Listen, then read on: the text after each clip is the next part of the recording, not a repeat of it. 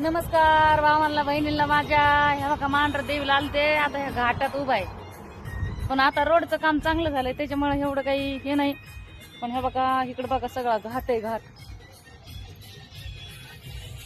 त्याच्यामुळे म्हणलं एक व्हिडिओ काढावा. जाता जाता अजून काही देवीचे दर्शन नाही झालं, जायचंय अजून. पण इथे घाटातच तुम्हाला घाट दाखवते.